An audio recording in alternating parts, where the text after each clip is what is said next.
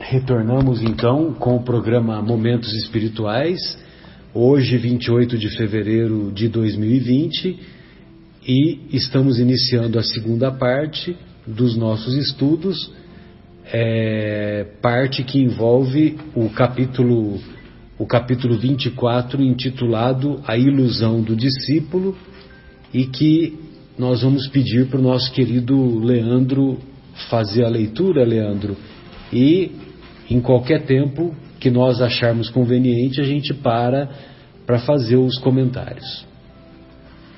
Vamos lá, Lelê. Vamos lá. Jesus havia chegado a Jerusalém sob uma chuva de flores.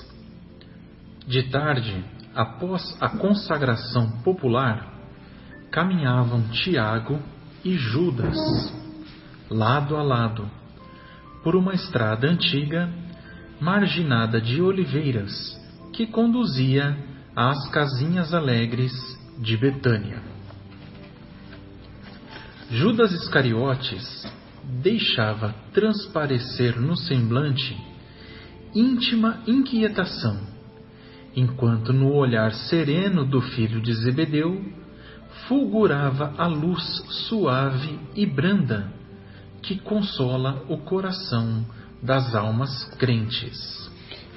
Então você vê, né? Jesus estava ao lado de Judas, que estava inquieto, ansioso, e o Tiago, que é o irmão de João, né, o filho de Zebedeu, por sua vez, estava lá com o semblante iluminado, com aquela paz íntima, porque, evidentemente, que ele estava maravilhado com o que tinha acontecido com o mestre, que entrara em Jerusalém aplaudido, e que depois a tradição dos nossos irmãos católicos transformou no famoso Domingo de Ramos, que seria o domingo que antecede a crucificação. Nos estudos do nosso querido Severino, do nosso querido professor Severino Celestino, ele diz que isso ocorreu 2 semanas antes, e não uma semana antes, que eu acho que é mais plausível, né? Porque você entrar ovacionado em Jerusalém 1 semana e 4, 5 dias depois está na cruz, eu acho que precisava de um tempo maior, né, pro desenrolar da situação. Isso aí. Mas chama a atenção a narração também, né? Precisa de alguém que parece que estava ali. Sim, né? sim. Aquela estrada, uma estrada antiga, marginada de oliveiras, que conduzia às casinhas alegres de Betânia. Poético demais, né? Poético, as casinhas alegres de Betânia. E Betânia era uma... Precisava falar alegre? As casinhas de Betânia, mas não, casinhas alegres. E Betânia era uma aldeia próxima a Jerusalém, aonde morava um grande amigo de Jesus, que ficou muito conhecido, chamado Lázaro. Né? O Lázaro e as suas irmãs, Marta e Maria. Pois não, Leandro, e aí, o que o Judas fala para o Tiago? Tiago, exclamou Judas, entre ansioso e atormentado, não achas que o mestre é demasiado simples e bom para quebrar o jugo tirânico que pesa sobre Israel, abolindo a escravidão que oprime o povo eleito de Deus? Mas, replicou o interpelado, poderias admitir no mestre as disposições destruidoras de um guerreiro do mundo? Não tanto assim, contudo tenho a impressão de que o Messias não considera as oportunidades. Ainda hoje tive a atenção reclamada por doutores da lei que me fizeram sentir a inutilidade das pregações evangélicas, sempre levadas a efeito entre as pessoas mais ignorantes e desclassificadas. Ora, as reivindicações do nosso povo exigem um condutor enérgico e altivo. Você vê que ele não tinha entendido nada, né? Estava perdido. Quer dizer, para nós é fácil comentar, né? Agora, mas para ele que estava vivenciando, ele foi envolvido pelas sombras, ele foi envolvido pelos espíritos, vamos dizer assim, que não estavam interessados na tarefa de Jesus, e ele se deixou levar pelos comentários materiais dos doutores da lei. Que os doutores da lei viram que Jesus estava fazendo sucesso em todo lugar que ia. Curava leproso, ressuscitava os mortos, dava vida para quem estava em loucura. Então, quer dizer, ele era mais famoso do que a Coca-Cola, né? Na nossa época, né? Transportando para os dias de hoje, mais famoso que os Beatles. E logicamente que ele ia mexer no status quo, né? No judaísmo. No status quo do judaísmo, né? Naquilo que já estava estabelecido na governança do povo. E eles usavam esses argumentos ridículos, né? Olha, a inutilidade das pregações evangélicas, né? Imagina, são palavras de vida eterna. Como são palavras de vida eterna os ensinamentos contidos na Torá. Os ensinamentos contidos na Torá são os mesmos ensinamentos que Jesus trouxe, só que amplificou, né? Ele trouxe principalmente a história do perdão, né? E mostrou como que se perdoa. Eles acho que não entenderam, né? Quando Jesus falava que meu reino não é deste mundo. Então eles achavam que o reino de Jesus era deste mundo. Ou seja, ele veio aqui para libertar a gente e é isso aí, eu quero que ele faça isso, que seja enérgico, condutor. Que coloque os romanos para correr, né? Com mão pesada, ferro e fogo, né? E provavelmente Jesus falava para os discípulos que o reino dele não era deste mundo e Judas provavelmente não deve ter entendido isso, né? Desta forma, queria que o Messias fosse outro, né? Fosse outro tipo, né? O libertador, mas libertador de matéria. E o que o Tiago responde para o Judas, ou Leandro? Israel, retrucou o filho de Zebedeu, de olhar sereno, sempre teve orientadores revolucionários. O Messias, porém, vem efetuar a verdadeira revolução, edificando o seu reino sobre os corações e nas almas.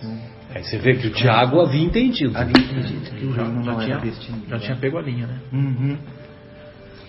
Judas sorriu algo irônico e acrescentou: mas poderemos esperar renovações sem conseguirmos o interesse e a atenção dos homens poderosos? Tá teimando ainda, né? Queria que fizesse aliança. E quem haverá mais poderoso do que Deus, de quem o mestre é o enviado divino? Você vê que a argumentação do Tiago era perfeita, né? Extremamente sereno. Em face dessa invocação, Judas mordeu os lábios, mas prosseguiu: não concordo com os princípios de inação e creio que o Evangelho somente poderá vencer com o amparo dos prepostos de César ou das autoridades administrativas de Jerusalém que nos governam o destino. Acompanhando o Mestre nas suas pregações em Cesareia, em Sebaste, em Corazim e Betsaida, quando das suas ausências de Cafarnaum, jamais o vi interessado em conquistar a atenção dos homens mais altamente colocados na vida. É certo que de seus lábios divinos sempre brotaram a verdade e o amor por toda parte, mas só observei leprosos e cegos, pobres e ignorantes, abeirando-se de nossa fonte. Então você vê que ele você vê que ele insistia que era importante se unir aos poderosos, aqueles que detinham o poder, né? Tanto a administração dos judeus, principalmente do Templo de Jerusalém, como o Império Romano. Então ele insistia nessa toada, né? E o nosso querido Tiago, o que responde? Jesus, porém, já nos esclareceu, obtemperou Tiago com brandura. que o seu reino não é deste mundo. Você vê, o Tiago falou o que o Marcos Melo falou agora há pouco. Provavelmente né? ele já falava isso. Marcos Melo que inspirou, né, o nosso querido Tiago. Sensacional. E é legal, obtemperou o Tiago com brandura. Então, assim, Tiago sendo extremamente paciente com Judas, né? Extremamente paciente. Imprimindo aos olhos inquietos um fulgor estranho, o discípulo impaciente revidou com energia. Olha só, olhos inquietos, fulgor estranho. Ou seja, dá para perceber que ele estava envolvido com as sombras, com os espíritos menos evoluídos, com os espíritos que não estavam interessados no êxito da passagem do mestre, né? Ou seja, ele tinha mais dúvidas do que fé. Vimos hoje o povo de Jerusalém atapetar o caminho do Senhor com as palmas da sua admiração e do seu carinho. Precisamos, todavia, impor a figura do Messias às autoridades da corte provincial e do templo, de modo a aproveitarmos esse surto de simpatia. Você vê, né? Ele estava, isso tudo gerou muita ansiedade para ele, porque ele via uma oportunidade, já que ele chegou em Jerusalém aclamado. Então agora é hora, agora é hora de se unir aos poderosos, e certamente Jesus vai estar lá do lado dos seguidores, né, de Roma, né, que seria no caso o Pôncio Pilatos, que era o governador da Judéia, e certamente ele vai encantar o Pôncio Pilatos, e esse encantamento vai permitir que o povo judeu obtenha a liberdade, saia da escravidão do jugo romano, que por essa simpatia não tenha mais que pagar imposto, por exemplo, né? Que haveria uma melhora, etc, etc, né?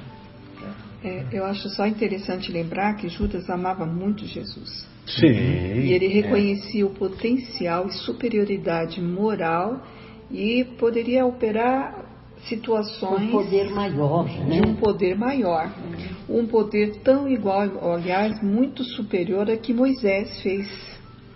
Então, ele queria que essa ostentação tivesse presente nos atos de Jesus. Para quê? Para sensibilizar as autoridades e ganhar respeito. Mas Jesus, ele veio com brandura, com humildade, ele veio ensinar outra lição. Não adianta, era a visão do Judas, né? Alcançar o povo sofredor, leproso, com doenças, com dificuldades, porque o povo de nada faria por ele. Ele teria que entrar nessa situação. Então ele não conseguia entender porque Jesus não fez a mesma coisa que Moisés.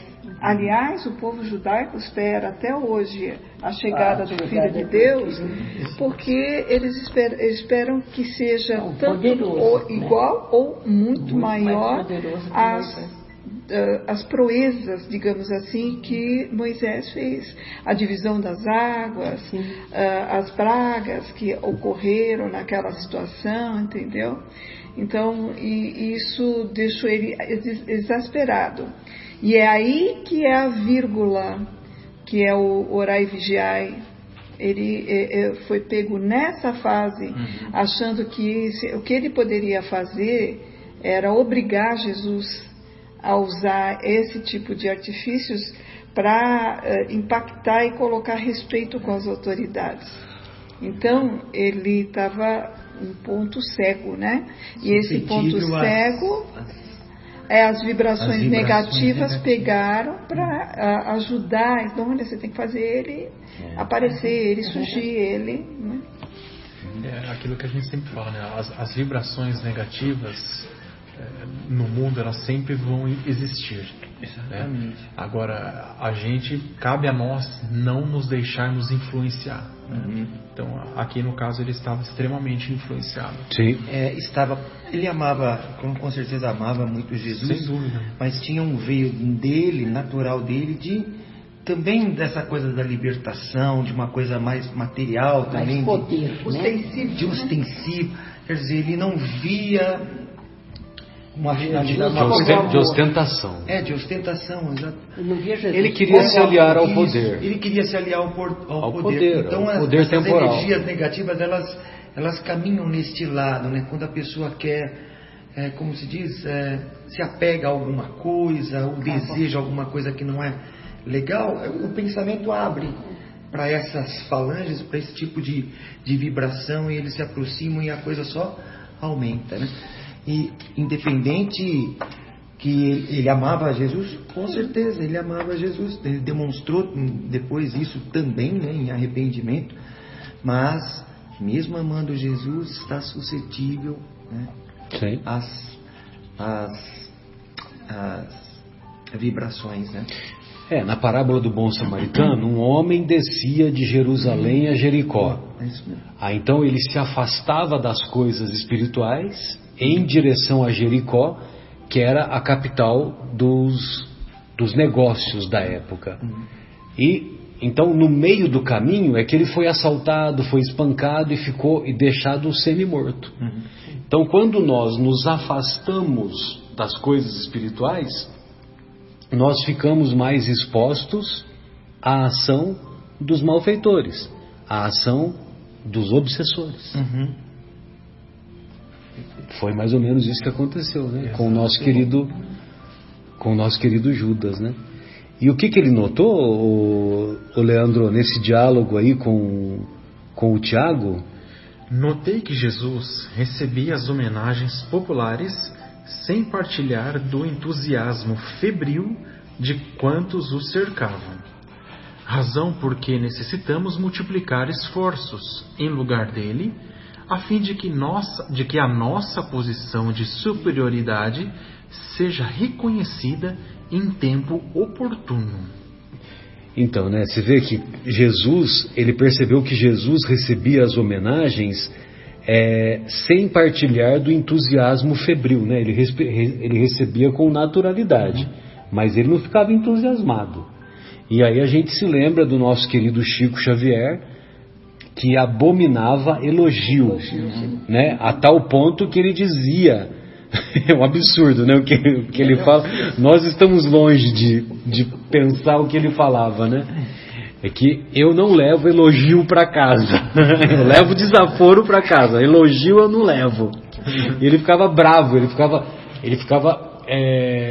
constrangido, incomodado quando recebia elogios, né?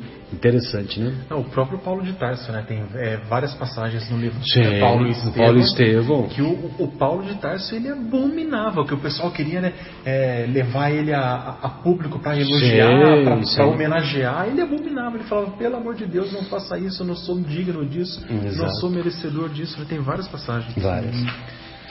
Recordo-me, entretanto, de que o mestre nos asseverou certa vez que o maior na comunidade será sempre aquele que se fizer o menor de todos. Você vê que o nosso querido Tiago continua respondendo, né, sempre em espiritualidade, aquilo que ele busca, aquilo que o Judas buscava na matéria, né?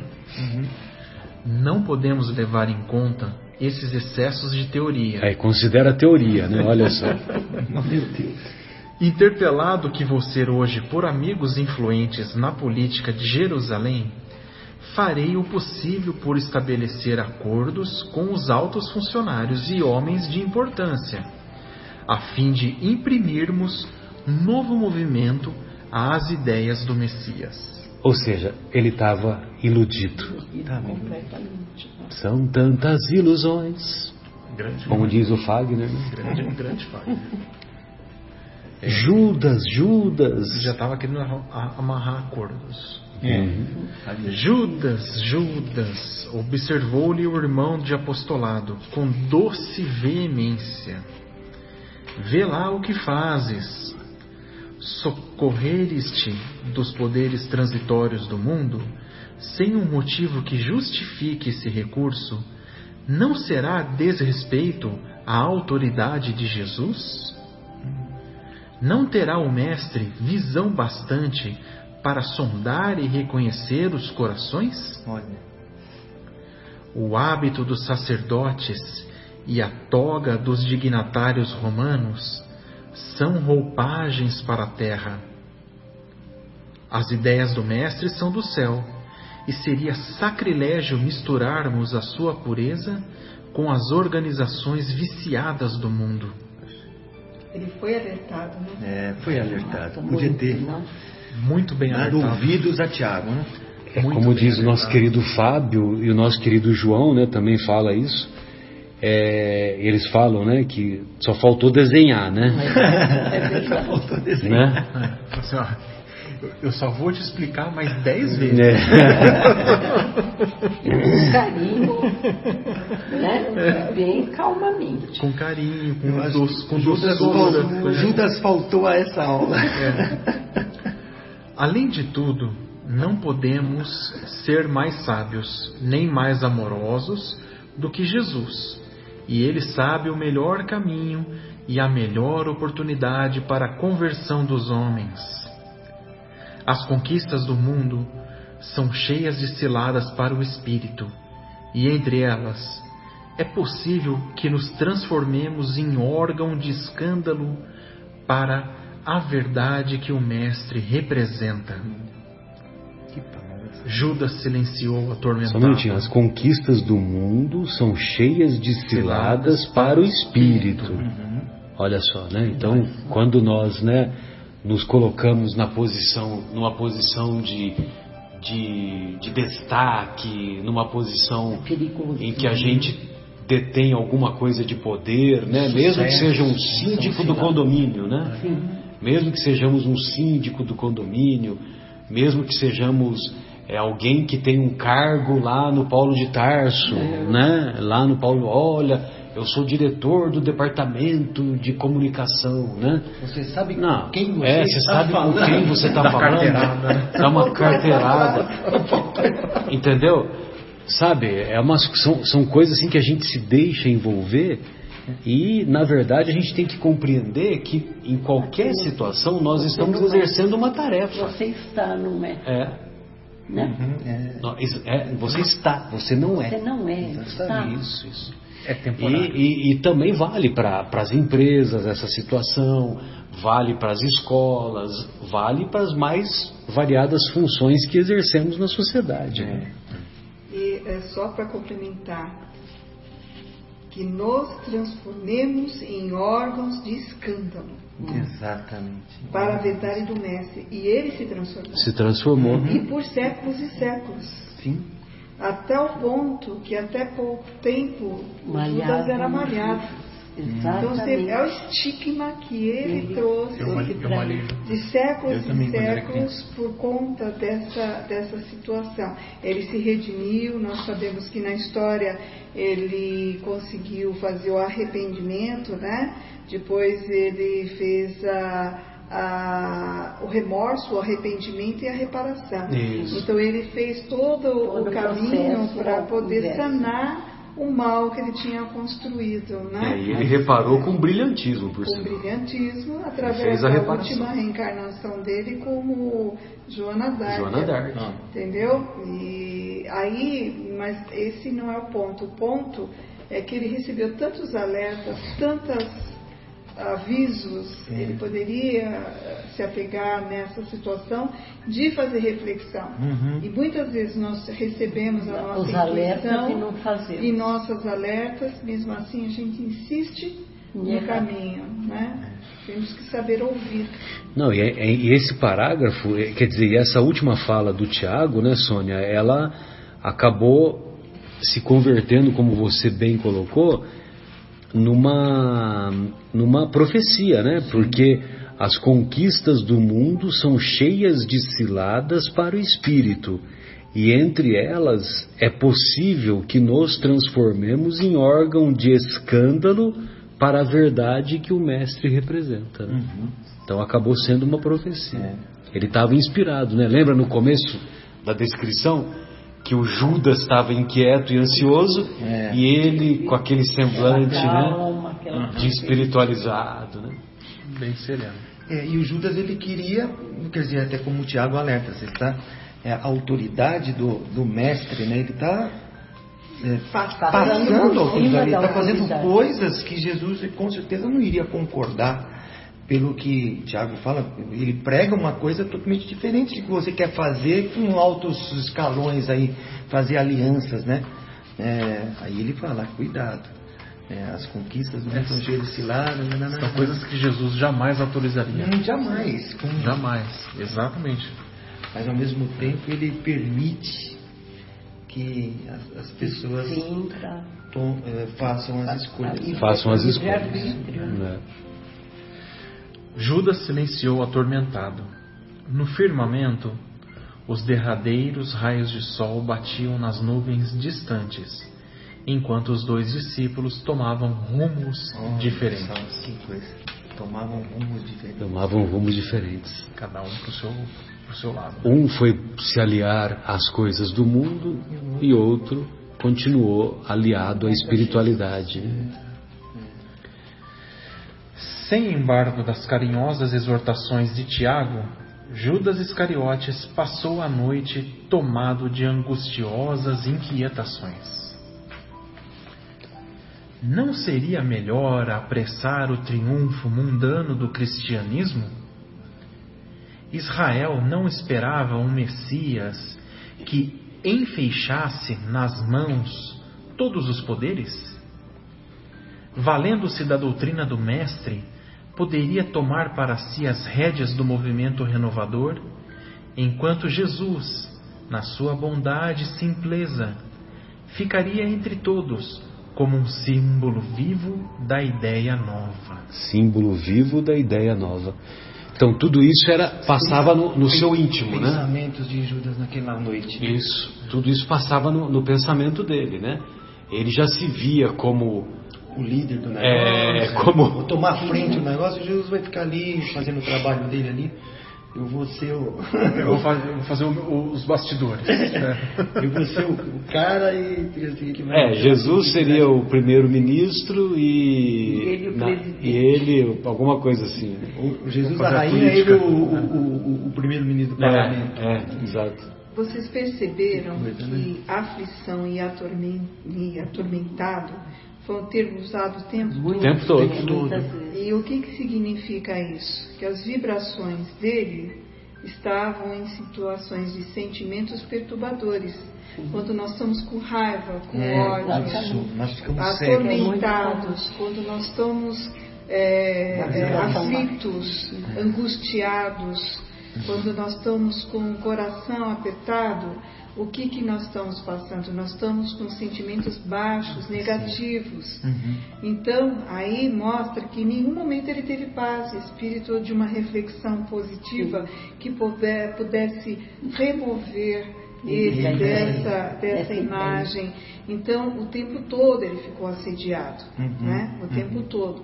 E lembrando que quando Jesus estava caminhando no Gólgota, uma turbilhão de espíritos negativos incitou o público para que houvesse a condenação de Jesus. Então, a cidade, ela estava o quê? Ela foi invadida pela espiritualidade negativa. E o Judas foi uma ponte para ajudar a acelerar a situação que Jesus tinha que passar. Mas notem, Jesus sabia de tudo. E ele avisou cada um o que ia ser feito. Então, ele sabia, porque era necessário que isso acontecesse. Para servir de exemplo. Para servir de exemplo e para encerrar a missão dele aqui. Que seria o quê? A mostra de maior desprendimento e de perdão para a humanidade. Porque ele não tinha nenhum pecado para redimir.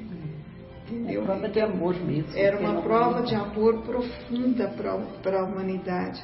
Então, essa situação mostra a gente tem vários ângulos aqui, óticas diferentes, da perturbação de Judas, de como ele foi levado. Já sabíamos que a cidade também estava assim. Se a gente for juntando tudo, a gente vai conseguir montar o quebra-cabeça, né?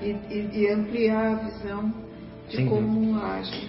Tem uma obra do nosso querido Divaldo Franco, só para confirmar isso tudo que a Sônia fala, que se chama Tormentos da Obsessão. Né? Tormentos da Obsessão. Quando nós estamos obsediados, nós estamos atormentados. Vocês já prestaram atenção que quando existem os vigaristas e existem aqueles que são, de certa forma, enganados pelos vigaristas. Sim. Mas aqueles que são enganados pelos vigaristas, muitas vezes eles estão à procura daquela coisa, elas ficam cegos, né? E são tomados por aquela ideia. Por quê? A ideia dentro daquele que foi enganado era uma ideia também material, né? Eu me lembro disso quando eu era jovem, eu era office boy, trabalhava na rua. Havia no centro aqueles caras ficavam virando aqueles copinhos. Eu lembro disso também. Os 3 copinhos. Das bolinhas lá, copinhos. né? E uma bolinha. E eu caí nisso, né? Por quê? Porque eu fiquei cego naquele momento, né? Falei, pô, é fácil ganhar esse dinheiro, né? Oh, que bom, olha que coisa louca. E não era nada daquilo. Ou seja, aquilo é uma coisa bem simples. Mas imagina aqui em escalas também o que pode acontecer. Nesse sentido, você fica cego, você não vê que aquilo é uma enganação, né? Ou aquele velho conto do bilhete premiado, que alguém chega assim, pô, eu estou aqui com um bilhete premiado, vamos comigo lá na lotérica, não sei, existe um negócio desse, né? Que a pessoa, ela fica cega, simplesmente ela, opa, peraí, né? Vou me aproveitar. Quer tirar uma vantagem. Isso, vou tirar uma vantagem dessa situação. E aí abre o campo, né, de pensamento. É fácil. Não enxerga mais nada, só enxerga aquilo, e aí é enganado. Mas o estelionato, o estelionatário, ele age dessa maneira, né? Dessa maneira. Agora, ele age dessa maneira porque ele encontra alguém alguém que entra em sintonia com ele, porque também percebe que pode auferir vantagens, né? Sim. Você está entendendo? Exato, é isso. Então, é por isso que, você fica cego. O título do capítulo... Querendo enganar malandro. Isso. O título do capítulo é perfeito, porque é a ilusão do discípulo. Isso. A ilusão do discípulo. Ou seja, Judas foi iludido, achando que aliando-se aos doutores lá do Sinédrio e tal, que os doutores do Sinédrio iam fazer o jogo dele, né? E ele estava cego, por mais que o Tiago falasse para ele, olha, não faz isso, a ideia dele de poder era muito grande, era, não, peraí, eu quero outra coisa. E ele não enxergava mais nada, uma pena. Vamos lá, Leandro, recordando suas primeiras conversações. Recordando suas primeiras conversações com as autoridades do Sinédrio, meditava na execução de seus sombrios desígnios. A madrugada o encontrou decidido na embriaguez de seus sonhos ilusórios. Entregaria o mestre aos homens do poder em troca de sua nomeação oficial para dirigir a atividade dos companheiros. Teria autoridade e privilégios políticos. Satisfaria às suas ambições, aparentemente justas, a fim de organizar a vitória cristã no seio de seu povo. Depois de atingir o alto cargo com que contava, libertaria Jesus e lhe dirigiria os dons espirituais, de modo a utilizá-los para a conversão de seus amigos e protetores prestigiosos. Você vê como que foi a ilusão, né? Impressionante. Cego, completamente cego, completamente envolvido, né? Olha que coisa. Fantasiou toda a história. E é legal esse livro, porque você vê que dá para entender com clareza esses detalhes. Exatamente. Uma linguagem fácil. O mestre, a seu ver, era demasiadamente humilde e generoso para vencer sozinho, por entre a maldade e a violência. Ao desabrochar a alvorada, o discípulo imprevidente demandou o centro da cidade e, após horas, era recebido pelo Sinédrio. onde lhe foram hipotecadas as mais relevantes promessas. Ele recebeu as garantias, né? As garantias que todo o plano dele ia ser executado. Vai lá que vai dar certo. A gente apoia. Apesar de satisfeito com a sua mesquinha gratificação e desvairado no seu espírito ambicioso, Judas amava o Messias e esperava ansiosamente o instante do triunfo, para lhe dar a alegria da vitória cristã, por meio das manobras políticas do mundo. Perfeito, né? Por meio, ele queria a vitória. Ele era sincero nisso, como a Sônia falou. Ele queria a vitória dos ensinos do Cristo, a vitória da ideia, dos pensamentos do Mestre, mas a maneira que ele queria é pelas manobras políticas do mundo. Isso é tão atual, esses negócios. O prêmio da vaidade, porém, esperava a sua desmedida ambição. Humilhado e escarnecido, seu mestre bem-amado foi conduzido à cruz da ignomínia sob vilipêndios e flagelações. Daqueles lábios que haviam ensinado a verdade e o bem, a simplicidade e o amor, não chegou a escapar-se uma queixa. Martirizado na sua estrada de angústias, o Messias só teve o máximo de perdão para seus algozes. Observando os acontecimentos que lhe contrariavam as mais íntimas suposições, Judas Iscariotes se dirigiu a Caifás, reclamando o cumprimento de suas promessas. Os sacerdotes, porém, ouvindo-lhes as palavras tardias, sorriram com sarcasmo. Debalde, inutilmente, recorreu às suas prestigiosas relações de amizade. Teve de reconhecer a falibilidade das promessas humanas. Atormentado e aflito, buscou os companheiros de fé. Encontrou-os vencidos e humilhados. Pareceu-lhe, porém, descobrir em cada olhar a mesma exprobração, silenciosa e dolorida. Nossa, eu nem sei como é que ele teve coragem de ir até lá. Né? Foi corajoso. Foi corajoso. Mas lógico que ele recebeu esse olhar, né? O olhar de reprovação. De reprovação. Né? Ele entregou o mestre, né? Beijando a face. Já se havia escoado a hora sexta. Hora sexta é meio-dia. Quer comentar alguma coisa, Marcos? Desculpa. Não, lembro da passagem que ele entrega ao mestre. Um beijo na face. Um beijo na face. Todos estavam... lá no Getsemane, né? Que o soldado Malcolm, né? Perde uma orelha e aí... Porque o Pedro pega a espada e corta a orelha. E aí Jesus vai lá e cola a orelha no lugar. Isso deve ter acontecido mesmo, nesse fato. Eu acredito que sim. Eu acredito que sim também. Se fosse outra pessoa, ficaria em dúvida. Pela narração, acho que isso aconteceu. Mas com o mestre, não tem conversa. Governador planetário... Ele cuspia. Magnetismo, energia, gente. Sônia, ele cuspia no chão, fazia um barrinho, uma massinha, colocava na pálpebra do cara e o cara restituía a visão. Pergunta, será que ele precisava pegar a massinha? Se ele quisesse, ele fazia isso. Era uma forma de mostrar, né, que ele estava fazendo uma operação, que ele estava intervindo, que ele estava encostando, que ele usou alguma maneira de remoção.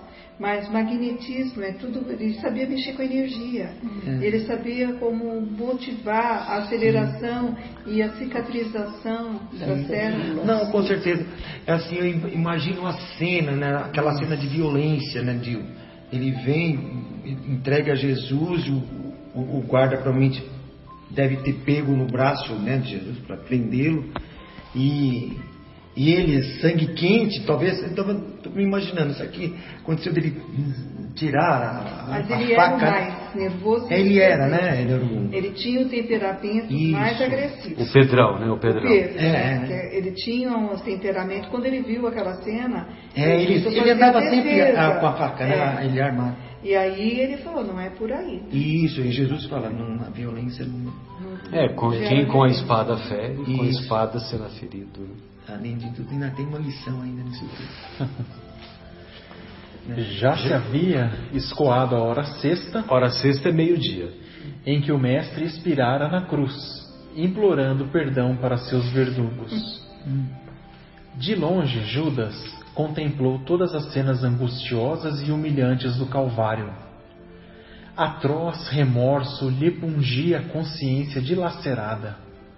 Lágrimas ardentes lhe rolavam dos olhos tristes e amortecidos. Malgrado a vaidade que o perdera, ele amava intensamente o Messias. Sem dúvida. Senão ele não seria um dos 12, né? Poxa. Em breves instantes, o céu da cidade impiedosa se cobriu de nuvens escuras e borrascosas. O mau discípulo, com um oceano de dor na consciência, peregrinou em derredor do casario maldito, acalentando o propósito de desertar do mundo, numa suprema traição aos compromissos mais sagrados de sua vida. Antes, porém, de executar seus planos tenebrosos, junto à figueira sinistra, ouvia a voz amargurada do seu tremendo remorso. Relâmpagos terríveis rasgavam o firmamento. Trovões violentos pareciam lançar sobre a terra criminosa a maldição do céu vilipendiado e esquecido. No entanto, sobre todas as vozes confusas da natureza, o discípulo infeliz escutava a voz do Mestre, consoladora e inesquecível, penetrando-lhe os refolhos mais íntimos da alma. Eu sou o caminho, a verdade e a vida. Ninguém pode ir ao Pai senão por mim. Que lindo. Que lindo. Tem uma passagem muito bonita, Marcelo vai lembrar do... Está escrito aqui, Crônicas de Além Túmulo. Crônicas de Além Túmulo, isso aí. Que Jesus, quando ele estava morrendo, né? E a espiritualidade já estava ao lado dele, cobrindo as chagas, amortecendo as dores. Aí, antes ele falou, agora eu preciso ir até Judas. E ele se deslocou do lugar onde ele estava no Calvário, foi para ajudar Judas, que tinha acabado de desencarnar, porque ele se enforcou, né? Ele se enforcou. Ele foi lá estender mãos generosas e Judas pedir ajuda ao amigo, foi resgatar o amigo nas zonas inferiores. E foi pedir ajuda para que ele pudesse receber assistência. Você vê, ele perdoou Judas, inclusive. Isso está no credo da Igreja Católica, Sônia. No credo da Igreja Católica, desceu à mansão dos mortos, ressuscitou ao terceiro dia. Ele desceu à mansão dos mortos para resgatar o amigo Judas. Isso, mas não no terceiro dia. Eu vou... Não. Ele ressuscitou no terceiro dia. Ah, sim. Ele desceu na hora. É um ato subsequente, ressuscitar no terceiro dia. O livro que eu li, ele fala, no mesmo momento que ele tinha acabado de desencarnar, ele foi onde estava Judas, porque Judas praticamente ligou-se no mesmo... Sim, pela descrição aqui, praticamente é o mesmo momento, né? E aí ele foi ajudar, quer dizer, eu acho que é o desprendimento maior de perdão, ele mostrou perdão em todas as faces. Em todas as faces do perdão, ele pôde Ele foi mostrar. extremamente generoso com todos os seus algozes, né? Ele foi, olha... Eu te perdoo, te perdoo, te perdoo, te perdoo. E Judas, vem cá, meu amigo. Para o criminoso, como você tem que agir? Com mais amor, com mais perdão. Por quê? Porque o criminoso, é, antes de tudo, um doente da alma. Acho que tem uma passagem, Marcelo. Tanto é que com Pedro, ele era rigoroso com Pedro. Pedro era amigo dele. Quantas vezes ele não chamou a atenção de Pedro? Né? Então com Pedro ele era rigoroso. Por quê? Porque tinha que chamar a atenção para fazer as correções que se faziam necessárias. Né? Agora, conosco, que somos pequenos criminosos, né? Vamos dizer assim, ou com, no caso, o Pôncio Pilatos, com os sacerdotes que injustamente o acusaram, condenaram, né? Então, amor e perdão. Então, mas acho que Jesus falava, isso não sei, talvez você vai uma memória fascinante nesse sentido, mas falava assim, o escândalo parece que é necessário, mas ai daquele por quem vem é um escândalo. Quer dizer, Jesus parece, ele sabia, evidente, que iria acontecer com ele, né? Então ele sabia, o escândalo iria acontecer por intermédio de alguém. Ele sabia até quem, né? Mas quem cometeu também teve que pagar. Né? Ai daquele que cometa o escândalo. Todos tiveram fraquezas na hora de Jesus, né? Pedro negou 3 vezes antes do galo cantar, né? Mesmo outros nas últimas horas se afastaram quase. Se afastaram, só ficou 3 na frente lá. Porque era um menino. João, Maria e Madalena. Lá ao pé da cruz. Ao pé da cruz. João, que devia ter menos de 17 anos. Ninguém ia dar importância. Maria, a mãe, e Madalena. Que foi a Madalena. Mesmo que... E quem não ficaria com medo? O medo é o nosso maior entrave. Acho que nós somos os primeiros a correr lá. E a Sônia falou um negócio no começo que eu sempre guardei isso, né? Que é a vírgula no Evangelho é tudo. E curiosamente, nos papiros que eles escreviam na época, não tinha pontuação, né? Não tinha ponto, não tinha vírgula, não tinha exclamação, não tinha nada disso. Isso foi só colocado depois, né? Só que a vírgula no Evangelho é tudo. Porque Judas não teve resistências morais e se suicidou.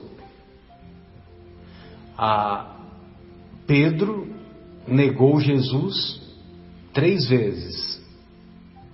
E Maria Madalena tornou-se uma seguidora. Agora, por que eu falo de vírgula? Porque caindo em si, vírgula, todos nós, quando verdadeiramente caímos em si mesmos, nós mudamos a resolução. Então, caindo em si, Pedro chorou amargamente após negar Jesus. Caindo em si, Judas, você viu? Judas ele acompanhou lá o sofrimento de Jesus. Judas não teve resistências e se suicidou. Quem de nós que estivesse no lugar de Judas não faria o mesmo? Quem de nós? Nós nos sentiríamos tão envergonhados. Como é que você ia olhar os discípulos depois? Os amigos, né? Fui eu que entreguei. No Japão, o cair eu que apressei. É suicídio praticamente, né? Muitos que se sentem tão envergonhados. Eles ficam muito envergonhados. Eles caem em si. Não, mas hoje não é tanto, né? Não é tanto. Até acho que era mais no passado. O harikiri, né? É o cair em si também. E agora, caindo em si, a Maria Madalena transformou-se. Não, Arikiri. O Arikiri. Araquiri, que é o termo correto. O Araquiri fez a correção correta. Era coisa honrosa. Se você fizesse, você limparia como se fosse a limpar a honra da família. Se o cara tivesse... Exatamente. Ainda acontece no Japão. Ainda acontece. É que acontece menos do que acontecia há uns 10 antes. anos Mas atrás, acontece. um amigo do meu genro, que era de descendência japonesa, se suicidou por causa de um roubo que ele tinha feito e ele sujou o nome da família. Moço novo, 27 anos. Não, e os políticos lá, quando eles são envolvidos ou mesmo denunciados de corrupção, eles ficam tão envergonhados que eles pedem demissão do cargo na hora. É a cultura deles, na hora. Mais, né? É o cair em si. Hoje o suicídio Então, é mais virtual, assim, né? sim. Virtual. Então essa passagem do Judas, ela é muito eloquente. E uma outra coisa que eu acho que vale a pena, caminhando para o desfecho, né, e vocês ficam à vontade se quiserem fazer mais comentários, é que Jesus sabia que ele precisava, eu não sou ninguém para falar isso, né? Eu só estou fazendo uma análise, né? Que a morte dele, a passagem dele tinha que terminar daquela maneira, porque a sua paixão, a sua vida ficaria marcada para a eternidade. Para a eternidade. Porque imagine vocês que depois quem foi dar continuidade eram pessoas simples do povo. Sim. Pessoas simples do povo que foram seus seguidores, Trabalhar e que depois se tornaram mártires, pescadores, e que foram dar continuidade. Eu digo assim, Leandro, na continuidade, muitos se tornaram mártires e morreram lá nas arenas romanas. Sim, também. Né? E Crucificados de cabeça morreram, Pedro morreu crucificado de cabeça para baixo, todos Paulo eles, decapitado, seguidores de Jesus. tal, né? E foi a E pedido aí, dele, né? através dessa maneira é que a mensagem conseguiu atravessar todos os Atravessar até séculos. hoje, né? Tanto é que nós estamos aqui, né? Eu achei E interessante. cada vez mais a gente admira esse homem, né? Que, por exemplo, o que é colar só para terminar, Sônia, o que é colar uma orelha do soldado Malcolm para uma pessoa que 5 bilhões de anos atrás já era um Cristo planetário. Sim, não é nada. Verdade. Construtor de mundos. Construtor de mundos. Muito simples, assim, pra mim. Então, quer dizer, a nossa distância para ele A energia que tinha nele é realmente uma coisa forte. sem dúvida. A história lembra dos mártires, né? Tiradentes, todos esses que passaram por Ficam mortes marcados. violentas. Sim. A história agrava. Sócrates. Que foi morto por Sicula. Ninguém lembra dos juízes que 70 juízes mataram, que condenaram, né, Sócrates? É verdade. E ele precisava ter essa marca, esse registro na história pela situação que ele passou. E os nomes que ficaram gravados são depreciativos, né? Por exemplo, Pôncio Pilatos. Ele ficou conhecido por ser um covarde, né? Porque ele lavou as mãos. Tomou atitude. Caifás e Anás foram. Não, Caifás e Anás foram os juízes do Sinédrio, os juízes inclementes, né? Porque Jesus era judeu, entendeu? Não poderia. Você acha que eles não poderiam ser mais condescendentes, mais tolerantes? E quem condenou ele foi né? Mandava Jesus para outro canto, entendeu? Você vai ser expulso daqui, você vai para outras terras, mas não precisava matar, né? Entendeu? Agora, acontecendo da maneira como aconteceu, a mensagem de solidariedade, de fraternidade, de amor e de perdão atravessou e atravessa. Ultrapassou todos os limites, né? E Jesus falava, tudo passaria na vida dele, mas as palavras dele não. E a espiritualidade... O céu e a terra passaram. E a espiritualidade, que era o mentor da Dona Olga, o irmão Paulo, falou isso diretamente quando eu fiz uma consulta com a Dona Olga. E ele falou, porque as palavras de Jesus, ela é imbuída de muito magnetismo. Então, ela até falou, o irmão Paulo falou, através da Dona Olga, onde você for, quando você vê que o ambiente é pesado, que é negativo, se você puder ler o Evangelho, as citações de Jesus, leia. Se não der tempo, cite as palavras de Jesus. Foi o caminho, a verdade e a vida. E eu gosto muito do Sermão do Monte. Então eu falava bem-aventuranças, né? Bem-aventurados os aflitos, bem-aventurados os mansos e pacíficos, bem-aventurados os puros de coração, né? Então, nesse conjunto, é o que eu citava na hora, e realmente é como se você criasse um campo de força. E me ajudou a enfrentar uns lugares onde que as condições vibratórias eram péssimas. Sim. E eu sentia como se tivesse 2 elefantes nas minhas costas. Eu falei, gente, eu sou jovem, eu tenho 30 anos, mas parece que eu tenho 88, porque eu sentia perda de energias, perda de forças, e senti aquele mal-estar. Aí quando eu comecei a citar as palavras de Jesus, né, aí eu percebia que eu conseguia fazer uma defesa. Aí o elefante virou mosca. Você vê que interessante. Olha só quantos ensinamentos ele deixou, inclusive através das palavras dele. É um instrumento. É um instrumento para nós. Olha só, olha o Sermão do Monte como começa. Ó. Vendo as turbas, subiu ao monte. Após assentar-se, os discípulos, os mestres orientais ensinavam sentados. Aproximaram-se dele os seus discípulos e, abrindo a sua boca, os ensinava dizendo, bem-aventurados, tal. E, abrindo a sua boca. Pô, se ele vai falar, é lógico que vai abrir a boca, né? Mas sabe por quê? Por que está escrito abrindo a sua boca? Porque a boca fala do que está cheio o coração.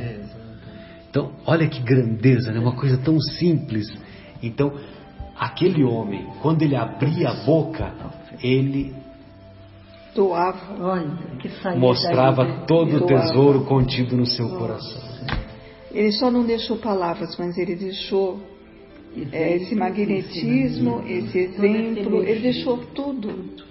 Hoje a gente está sabendo explorar melhor os ensinamentos de Jesus. Não é à toa que Emmanuel diz que o plano espiritual superior até hoje estuda o Evangelho. E ele, quando foi estudar com um plano espiritual superior, ele se sentiu-se um Jurássico. Quando ele volta. De tão atrasado e de compreensão que eles começavam a abrir. Quer dizer, o leque é muito maior do que a gente possa imaginar. Eu sou até repetitiva, mas toda vez que eu faço preleção eu comento. Pessoal, leiam o Evangelho. Ele não é um livro de leitura, é de estudo. Estudem o Evangelho. Falo toda vez.